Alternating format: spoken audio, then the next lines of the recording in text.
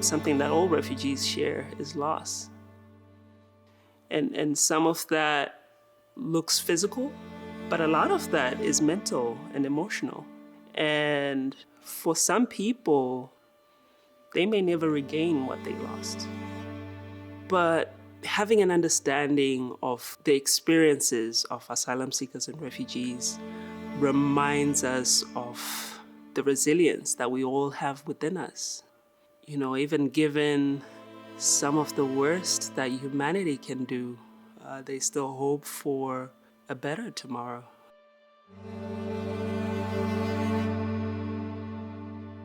Our vision at Owl and Panther is that, you know, one day we'll live in a world where torture is not a thing.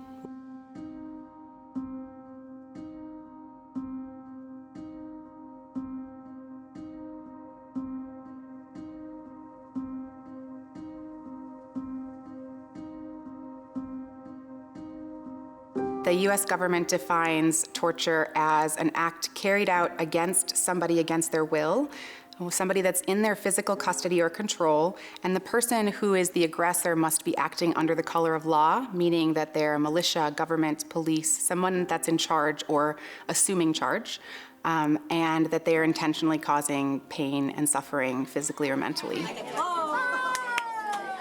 Most of the families that we're working with right now are from sub-Saharan Africa. So we have a lot of families from, originally the parents might be from Burundi or from the Democratic Republic of Congo or Rwanda. And maybe they were staying in camps in Tanzania or Kenya or Malawi nearby.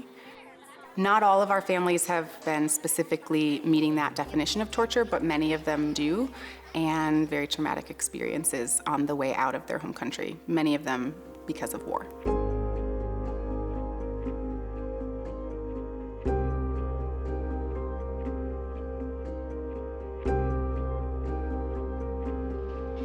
A lot of asylum claims require an expert in order to be translated to the court and help them understand the context of why they fled and the types of persecution they experience.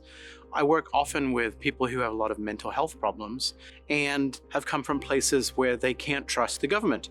They might have been tortured by government agents, or they may have experienced brutality from police or military. And I explain to the court why, if they're sent back to Nigeria or Ghana, they will be deprived of the type of care they're getting now, and that will expose them to further risk. And so a lot of resettlement of migrants involves helping them understand how they can rely on government, why and under what conditions they should contact the police, why and under what conditions they can turn to different agencies of local government to help them.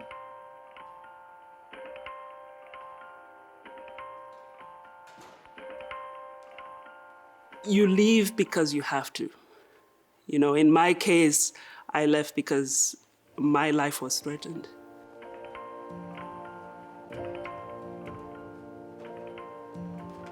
When you've been tortured, or when you've gone through or experienced significant trauma, isolation is very detrimental. You relive all of the traumas. And what a community like Owl and Panther does is encourage you to come out of that space that you feel like you have control over, that space that you feel like is safe for you, and be with other people. And what art does is offer some of those same benefits that you would get from a therapy session with a professional, right? It gives you a chance to process what you've experienced, what you've been through, but also process what you hope for and what you want your future to bring.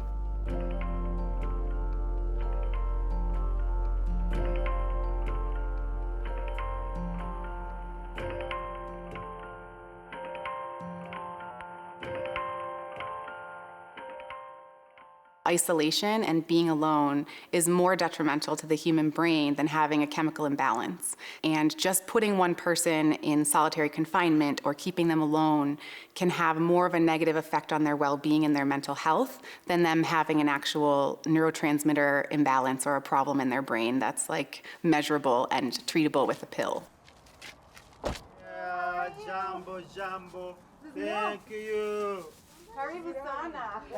COVID has affected everyone, and it's affecting refugees, I think, especially.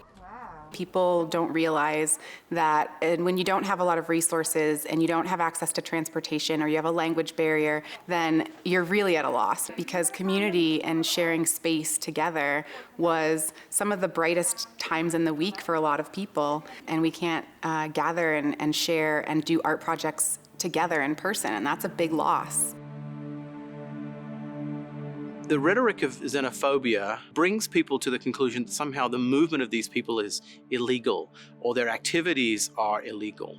And it's categorically untrue. There's no such thing as an illegal asylum seeker. And there is a misapprehension that somehow migrants are taking jobs, but rather they are the engine of growth. And that's why countries want migrants. The United States actively go to refugee camps looking for the best possible candidates for resettlement. Or here in Tucson, we want refugees because they actually cause economic growth. And they also bring additional resources with them because various agencies support and sponsor them monetarily and through other forms.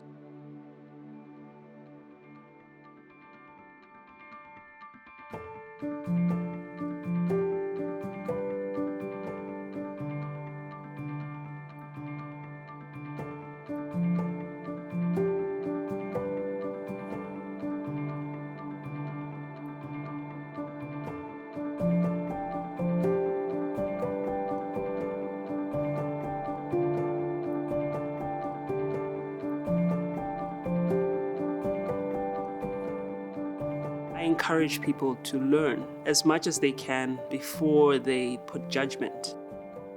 What we all need to do is understand why people are leaving, right? And try to figure out, what we all need to do collectively to make it so people don't have to lose everything.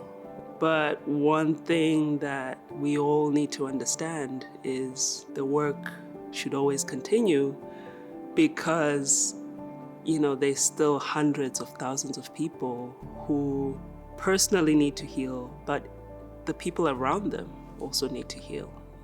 It goes back to generational trauma, where it becomes a cycle, right? So as we work towards ending torture, I think we all need to remember to be kinder and to be compassionate, so that we can all facilitate that healing and facilitate that process for people who need to heal.